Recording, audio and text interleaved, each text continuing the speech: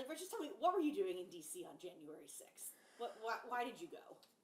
I went there because, I didn't believe that there was any way that Joe Biden got as many votes as they said he did. I mean, there's no way he got 9 million more votes than Barack Obama did the first time around. So I didn't believe in the election. I went there. I wanted to protest it. I had no idea anything that actually happened was going to happen. I went there just, going to do my civic duty, peaceful protest. Ended up, one thing led to another. What happened happened. I didn't even bring the pepper spray that day. As you guys all know, I got arrested for pepper spraying officers. Somebody in the crowd handed it to me, and that was going to kind of be you said you went there peacefully, but you ended up with a can of bear spray, not even pepper. I mean, pepper spray is a little thing that you might have on your keychain, right? But a bear spray is sort of a bigger, correct, yeah, bigger can. So I guess how did that end up in your hand, and how did you end up deciding to, use it against officers? I was standing on the other side of a fence. Actually, had not done anything illegal, anything wrong yet. I was just videotaping on my phone. They were pepper spraying in the crowd at random, and as I was wiping pepper spray out of my eyes, the guy next to me went, "Hey man, are you mad enough to spray him back?" And unfortunately at the moment I was, and grabbed it. And as you can see in the pictures, this was spur of the moment I sprayed. I didn't even really connect with the officers that well, and it was a poor decision all around. I don't apologize for going to D.C. that day and voicing my opinion, standing up for what I believe, but those officers did not deserve what I did. Yeah, I mean, I'm going to quote, you were quoted, I guess you went onto social media, kind of saying the different things that you did, almost, I pepper sprayed 3 cops so bad they got undressed and went home, basically organized my own little militia, and we effing took over Congress. That wasn't actually on Facebook. That was a private message to somebody else. But yeah, I was, joking around, shop talk. It was saying stupid stuff, really. But yeah. So regret, I guess. Correct. I regret your it, actions. Yes. Yeah. I mean, if the situation arose again, would you? Nope. My attorney, the day I got arrested, told me that he goes, if I was sitting at home, my family is safe and healthy and happy, I wouldn't walk across the street for protests. And after sitting in federal prison and putting up with what I had to do, I understand what he said, It wasn't worth it, Even if it would have stayed peaceful protests, I'd be like, oh, it's not worth it. Stay home, take care of my family, and do what I got to do. What made you, I guess, escalate to that situation? I mean, as you said, you were there for peaceful protest. And why not walk away then, when things started to get a little out of hand? I guess, I don't know. I wasn't thinking, wasn't processing through my head, and just, thought that a million times over, sitting in prison, that, wow, that one split second cost me 37 months of my life. Like, if I wouldn't have done that, like, after that, the federal prosecutors even agreed that was the one little bit that I did wrong. After that, I never went inside the building. I didn't cross the police lines. 1 second, first hand me, I did one quick spray, and just wasn't thinking. Do you think you deserve the punishment that you received? People who committed similar offenses in non-capital cases got half the sentence I was sentenced to. I believe I did deserve to be punished. I was punished more strictly than somebody who would have committed my case in a different scenario. But believe you should have been. What you did was wrong. Correct. Yes. Yes. I know that since let's walk through the pardon situation and what happened. How did you find out? White people actually aren't allowed to watch TV in prison. So I wasn't really, able to watch TV. I was just hearing what other people were telling me. And I was sitting there, it was getting to the point, I didn't believe it was going to happen anymore. It was already 9 o'clock at night. I was sitting in my unit. I was watching a video on a tablet with my cellmate. And all of a sudden, some guy came running across the unit and tapped me on the shoulder and went, hey man, guess what? You just got pardoned.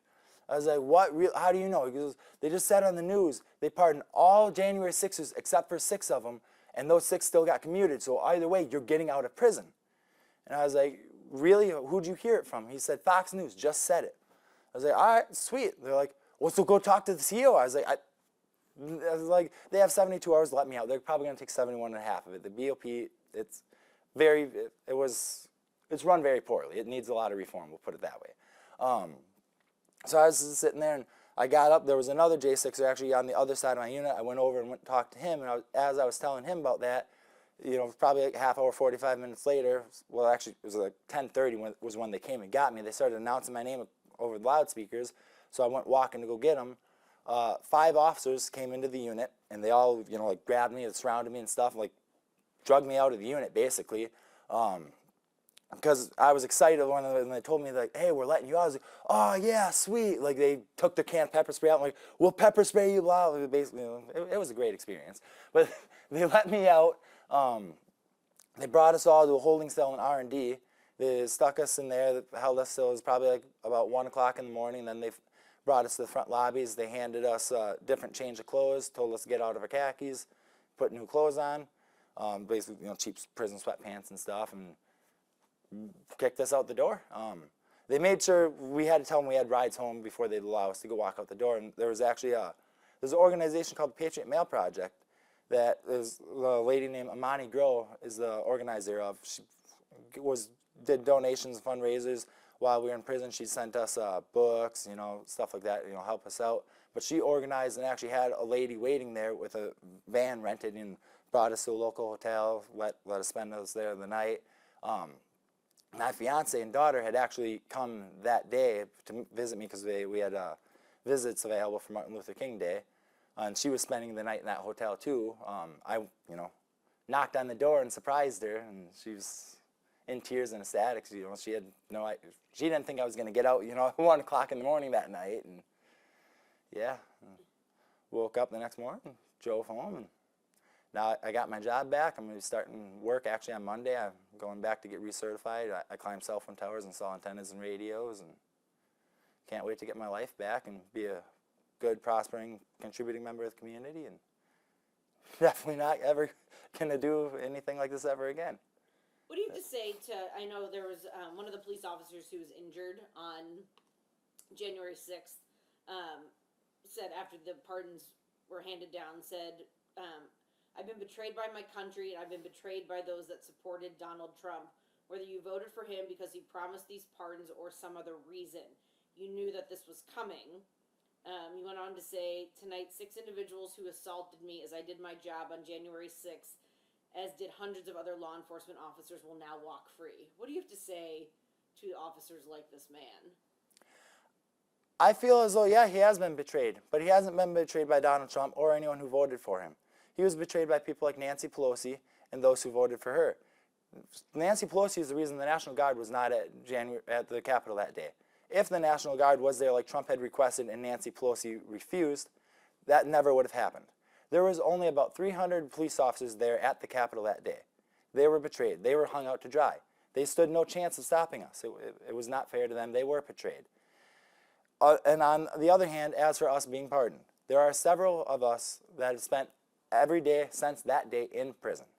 Over 4 years in prison for offenses that they would never, if it was not committed on behalf of Donald Trump, as the courts like to say, they would not have received a sentence much more than a year and a half for what they did. So that is why Trump felt it was necessary to pardon us, was we were over-sentenced and unfairly prosecuted on a political basis. You said it was a peaceful protest. Yes. There shouldn't have been a need for more officers at that point, though. I mean, given the fact that there was an expectation to be over 500,000 people in attendance, 300 officers is pretty small for, I mean, there's more officers than that at the Greenbay fireworks demonstrations every year. I mean, it's a protest over an unfair election. There's always Antifa and other counter-protesters that show up to Trump protests. There's always some sort of violence that happens in clashes and crowds. There was a need for much more than 300 police officers that day. Do you think you were following Donald Trump's orders in entering? I know you didn't enter the Capitol, but in storming the Capitol. No, there was nothing he said that asked us to do that day. That was all, it was, honestly, it just happened organically, really. I mean, if anything, I think it was people like Ray Epps, who I believe was an undercover agent, that antagonized and, did stuff like handing pepper spray to people and asking them to use it. That is what caused it to happen, not Donald Trump. wish you would have walked away? Yes, I do. I definitely wish I would have walked away. Where do you go from here? I mean, I know you said you're back home now, going back to work. I mean, are you surprised you were so easily able to get your job back? And I mean, it's no, actually, I did great at work. I got promoted very quickly and was doing good. From the day that I was sentenced, they told me, we want you back the day that you come back. As soon as Trump got elected, they were, kind of anticipating me coming, getting pardoned once he got inaugurated. And it basically, I knew from day one that before I went to prison, I would have my job back when I came back. How do you tell your daughter about this when she's older? What do you tell her? That is a good question. I guess I got a little bit of time to figure that out, but that is. I do know, someday she's probably going to come home from school telling me that she learned about this, and, it's, I guess I'll have to deal with that when that day comes. Are you ashamed? I'm ashamed that I assaulted the officers. Again, I'm not ashamed that I stood up for what I believed. Do you still think Donald Trump won that election? I think there was definitely widespread voter fraud. There are several instances, especially in New York and stuff like that, where, there were things that have, it just, I don't want to get into it that much right now, but yeah, there was definitely a lot of widespread voter fraud, and the election needed a little bit more, looking into on more fair, unbiased form, but yeah, there's no way Joe Biden got as many votes as they said he did. But anything else you think? Why talk? There's going to be, obviously there's a lot of people who are disappointed and upset that 1,600 of you were pardoned. I guess the main reason I wanted to talk to you guys is because I knew you guys are willing to listen, and I wanted to talk about the BOP, honestly, and the way it's ran, the way they treat inmates, and the amount of reform that it needs. So, where I was living in a prison cell or unit. It's called B1. The sewer pipe from B2, which was above us, leaked every single day. I had mop buckets full of water that was feces and urine, just nasty, all across the floor, all day, every day. The showers would back up, they'd flood, the heaters would leak all over onto people's beds, stuff like that, and nothing was done about it. We would get less than one roll of toilet paper per inmate per week. People would run out of toilet paper, the guards would laugh, they wouldn't care, no way to take care of yourself. People were indigent. No soap, no razors, nothing like that was provided for indigent members. And most of these people, you're imagining, people are probably looking, oh, you're a capital rider, good, you deserve stuff like that. A lot of these people are people who sold stuff like marijuana to customers who wanted to buy it. Maybe meth or heroin, but they didn't hurt anyone. They were nonviolent offenders. A lot of them first-time offenders, sitting there being treated worse than terrorists, and violent criminals are treated in a lot of other scenarios. In fact, actually, sex offenders were there, got shorter sentences than a lot of these drug dealers, and were put in preferred housing units and treated way nicer than majority of just, inmates who did not do things to young children. FSA is not implemented at all as it's been ordered, mandated by Congress, by Trump, by, most of the case managers don't know how to do it. They acknowledge that, oh yeah, you should have been out of prison a couple months ago. A lot of people who are overstayed because of not getting the FSA credits. Nothing's done about it. There's, the halfway houses, there's not enough halfway house space because of all this. And people are being denied, it should have been sent out to halfway house. They're just getting released onto probation. And then they're getting violated on probation right away because they don't have a job and they don't have a house the day that they get kicked out of prison because there wasn't halfway house space. So then they get sent back to prison for it and violated and get extra prison time. Stuff like that, attention needs to be drawn to. The guards will pull inmates aside and threaten them and tell them that they can beat the shit out of them right now. Nothing will happen. They'll throw them in the shoe for it, and no one's going to believe them on the outside world. And sometimes it actually does happen. No one cares because they look at it that, oh, they're just criminal. No one gets a chance to get it out and be heard about. So that's why I wanted to talk. I got over there. I have a chance to get people to hear what's going on in the BOP and potentially get some change. I don't want to just, leave all the other guys behind that don't deserve, it's nasty. People get sick. there's a guy that has diabetes. His foot's like, there's a hole in his foot and it's rotten. And he goes to the medical every single day and asks them to do something about it. And they just, come tomorrow for sick call. And they'll change the bandage. They won't do anything for him. They won't help. You know, I don't know. It's medical care there. It's terrible. Were you scared in prison? No, because like I said, I wasn't in by violent criminals. They weren't bad people. They were just, there was the worst people there were sex offenders, which is terrible. But like, there was no violent, bad people. You didn't have to worry about getting hurt. As long as you kept to yourself, you didn't hurt anyone. You didn't, steal anyone's stuff. Nobody did anything. But they were people. They were being treated like they were monsters, but they're not. They're humans.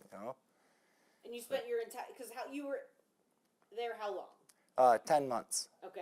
And where were you before that? Because you were arrested in Ashland. I mean, did you, for lack of a better term, run to Ashland to hide after all this happened? I mean... No, actually, I was in the middle of moving, and I was living with a family member at the time, and that's where the family member lived, so I was living up with them. I had a job. I was working, stable. I wasn't running, by any means. That's where I got arrested, and then I actually lived up there probably for like another 6 months after my arrest until I ended up purchasing a house and moving back down here, and then, yeah. Okay, and then for 10 months, but your sentence was? 37 months. 37 months. Yep. With FSA, good time, and everything else, I really only would have ended up spending 14 or 15 months, so that, looks like President Trump saved me out of 27 months. Like, you really only took a very small amount. I served most of the prison sentence that I would have served, given I would have had probation when I got out. That's, the main difference, but. Right. Yeah. And so just on the straight and narrow now and no Correct. protests. Yep. Just going to work, going home, and spending time with my family. Yeah, what's it like to be home with your family? I keep feeling like I'm gonna wake up in my cell and then announcing it's breakfast time. It feels unreal. Everyone else in prison kept telling me that I was going home on the 20th. I didn't believe it. Because Trump had never specifically said all J6ers. And a lot of people said all the whole nonviolent, this and that. And even though my offense is technically nonviolent, I did pepper spray, in the direction of the officers. I didn't think I was going to get let out. I thought I still had, several months left to do. I mean, and you would have served it. I mean, yeah. I mean, it's not really an option. They're going to, but. I mean, I know you just said you sprayed in the direction of the officer. So what you were putting out there in private messages on social media was just bragging, trying to sound cool, like trying to make yourself sound cool. Yeah, just being dumb. Yeah. What's, I guess, your message to the next generation? And are you a member of any sort of organization? Nope. I guess my message was honestly, it's not worth it to fight over stuff. Everyone in prison too, they kept saying oh yeah, Trump's gonna get in office. I hope he hunts down all the Democrats and all the people that prosecuted him. I hope he doesn't. I hope he lets it go, because otherwise, all he's gonna do is he's gonna start a big endless game of tit for tat. If the Republicans hunt down the Democrats, as soon as the Democrats get in, they're gonna hunt down the Republicans, back and forth. And if they politicize things like the DOJ and stuff like that, I just hope Trump. I believe the DOJ was politicized against Trump, but I hope he lets it go, just moves on as the bigger man and just moves forward and does what's best for America. Because otherwise, it's just going to be more what you saw in the year 2020 and 2021 if he doesn't. And it's not worth it. Yeah, because if you could talk to Donald Trump. Yeah, I would tell him that, be the bigger man. What they did was wrong and terrible, but God will take care of our enemies. Do what you need to do, be right with God, and make America great again. So you're still a Trump supporter? Absolutely. Yeah. Anything else you think's important that I didn't ask that you want people to know? I mean, what were you hoping to accomplish by going there? Were you really hoping to prevent the certification of the Biden victory that day? I guess No, I guess we thought that like there was a chance that like if we drew enough attention to it, more people look into the election, they'd investigate more and actually find proof of widespread fraud, and that if there was proof of fraud, then yeah, obviously something would have to be done about that. But I just guess we were just trying to draw more attention to it, get more people to look into it, because we didn't believe that there was a chance. Like just it was hard to believe. I mean, if Trump was able to be elected now this time fairly, how did he lose against Joe Biden? I mean, look at him. He can't form a sentence. Did you go by yourself? I did, yes. Just a guy from Wisconsin just decided to get in his car and drive 15 hours across the country for this. I'd never seen our nation's capital, so I guess I put it, both ways. I had just gotten done, because I was working at a tree farm during the Christmas season. I was working, crazy hours. I just got off. I had, spare time a little, a bunch of, saved up money, and I was like, I'm going to go check out the Capitol. I'm going to make it a little mini vacation, all in all. And yeah, I ended up not even, went to the protest. I was going to spend the night in the hotel that night, and after everything that happened, I couldn't believe that. Like, that's the type of stuff that you see on the news that happens in third world countries. I couldn't believe that happened in America. Like, it was like, yeah, it was shocking. Like, I was. What day did you arrive in D.C.? I arrived there the morning of the 6th. Okay. Yep. And knew the protest was going on, just kind of went to check it out and got caught up, and then... Yeah, went to go see Trump's speech, and basically, I was at the crowd was so massive. Trump was speaking at the White House Ellipse. I wasn't able to get any closer to him than the Washington Monument, actually. And that's how I ended up, basically towards the front at the Capitol when all that happened, was because, I was at the far back of the crowd, and then never turned around, started walking to the Capitol, went there, and yeah, basically once the gates started getting knocked down, I did hesitate for a second, but there was so many people, the whole crowd was going one direction. It was basically, you were going. Were you surprised you got caught? I mean, no, not really. I mean, there's body cameras on every officer there, surveillance everywhere. It's, the FBI has their Clearview AI. It's, yeah. I'm surprised it took so long, honestly. I wasn't arrested until March 17th of 2022. That's what surprised me. I thought for sure I would have got arrested way sooner than that. But. Why not turn yourself in?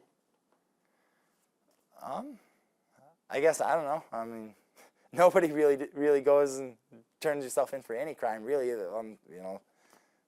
It wasn't. Yeah, I guess. I mean, it wasn't like they were looking for me or anything. Like if I would have known they were like, oh, Riley Kasper, they wanted me. I would have went and turned myself in for that. But like, yeah, I wasn't just gonna go show up and like, hey, guess what? I was there that day, guys. Like, What happened the day you were arrested? Was it just a knock on the door, or?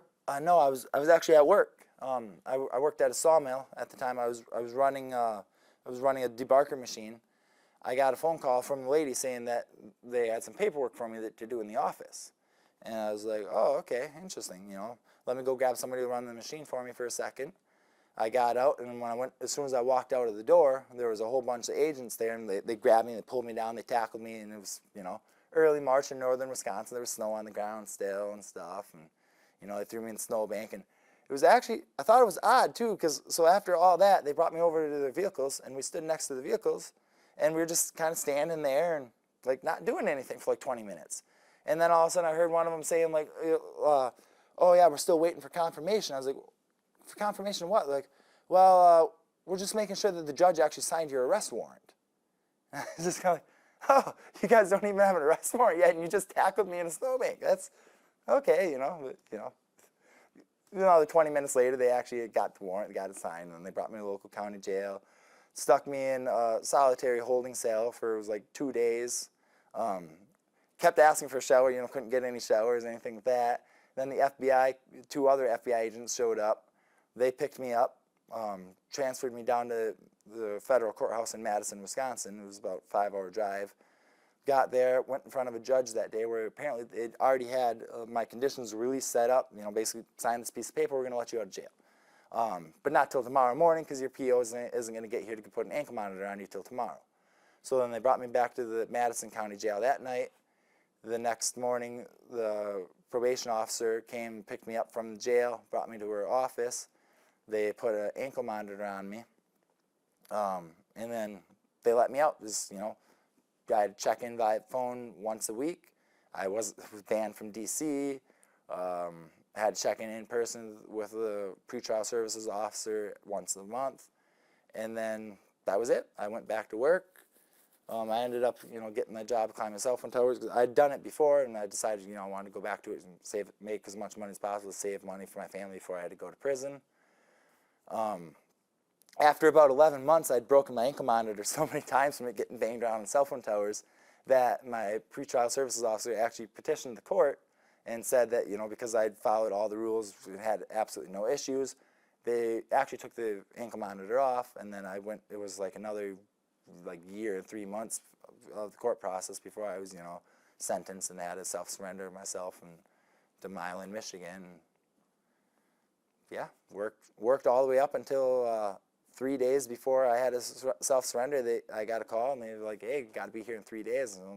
And my company understood that, at any time I was going to get that call, and that, at that point I was going to go spend my last couple of days at home with my family, and that's what I did. And and then they drove me and went and dropped me off on March 20th, and yep.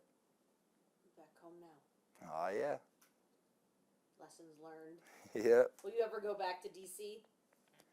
I think it would be cool to go back there and actually get to check out all the monuments and different government buildings and stuff that's there, but I definitely would never go back there for protests or anything.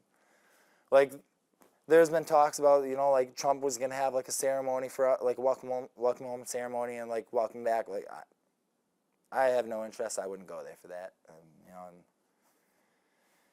just glad to be back home, and if after this interview I never hear the word J6 or Capitol Riot ever again, I would love it that way. It's yeah. Been an ordeal. Yep. Just want to move on with life. I'm good. Thank you. Yep. Thank you. You said videos, and do you still have videos and stuff from that day that you would be willing to share with us, or pictures or anything? Actually, that's one thing I'd have to check too, because that was an odd thing about the Capitol riot too, was we had to sign protective orders about all of our discovery, saying that we won't release it to anyone or share it because it was sensitive and had to be hidden from the public. Even though we have the right to a public trial, all the evidence used against us had to be secret and hidden. When some of the evidence was, like you said, cell phone videos that I took or other people took, but I had to sign a piece of paper saying that I would not let anyone else view it. So I'm not sure if now that I'm pardoned, if I'm allowed to release any of that, because I actually wasn't even able to get copies of the stuff the government was using against me. Only my attorney was allowed to hold it and tell me that it really did exist. I wasn't even able to see it, view it, anything like that. But I was told that this is what's used to proof we have a video of you doing it. You can't see it. It doesn't happen anywhere in any other criminal trial. If they say they have a video of you doing it, that would be grounds for mistrial and dismiss. The government can't hold evidence and not release it to you. But in capital cases, they could. But you knew you did it, so you didn't necessarily need to. Correct. Yeah. To see it. Yeah. Yeah. Okay. Yeah. Do you feel comfortable sharing a picture with your fiance and daughter now, just video-wise, for us to? No, because I committed the offense. They didn't do it. It's, they don't need, fiance doesn't need to get all the riff-raff about it at work. And, my daughter actually was already, has, yeah, she doesn't, yeah, they don't need, that doesn't need to go out there. What was your fiance's reaction to when, obviously you came home, right, from D.C. Correct. And, yeah, when I called. Did you tell her that you were involved? So, basically, kind of like at the fireworks demonstrations every year, when you get a massive amount of people crowded together, the broadband network can't hold it. So cell phones didn't work that day while we were, actually in D.C. and at the Capitol. So I had not gotten a hold of her actually since probably 7:30 that morning, and it was 6 o'clock that night. Finally, I drive and got far enough from D.C. that my phone started working. I called her, and she's like, "Oh my God, are you okay? Are you fine? I was like, yeah. She's like, well, I'm watching the news right now. Apparently a whole bunch of people just stormed the Capitol and were attacking police and this and that. I was like, I know. I was one of them. She's like, what? Are you fucking kidding me? I was like, yeah. She's like, what did you do? I was like, I'll talk to you about it when I get home. Just, like, believe it or not, I actually was crying, driving. I was in shock. Like I said, I couldn't believe that what I just did, that I actually did it. Like I said, like if I had thought about it for even 2 seconds, I would have never, sprayed an officer. Like back at other points in the riot, I'd helped officers who'd fallen down the ground, up off the ground, and like stopped. Like there was a different guy who was trying to attach a knife to his flagpole and was gonna stab officers with that. He was saying, I actually pepper sprayed that guy because me and him were arguing about it, and like he was standing with the knife and getting in my face like, well, if you're not ready to go the distance, you're here, you're not in the right frame of mind. And, as he's screaming at me, holding the knife in his hand, I was like, psh, and walked away from him. But like that 1 second, I wasn't thinking, How long undid all the rest of it. How long do you think you were part of sort of the melee? And then when you like hour and a half maybe. And then you're like, I gotta get out of here. What made you leave, and why not stay in DC for the night to do the sights? I guess it was just, after all the crazy stuff that I saw, saw people getting beaten in the head with clubs, laying on the ground, bloody, unconscious, and nobody to help them, just trampling over them. Like I realized, this isn't what I want to be here for. Just I left, but. Never went into the Capitol. Correct. All outside. Yep, all outside and balcony and steps and the lawn basically, but yep. Riley, thank you for talking with us. Appreciate it. No problem. I think you had called and said some other places had reached out to you. Are you talking to anybody else, or are you only talking with us? Correct, yeah, I'm only talking to you guys. ABC and NBC both called and reached out to me, but I like Fox News better, so like I said, I don't really want to be, talking about it that much, this and that. I mainly just wanted to talk about the BOP and, hopefully get some attention to that. But, so, after this one interview, that's it, and I hope to move on with my life and, never look back. Thank you. Yep, thank you.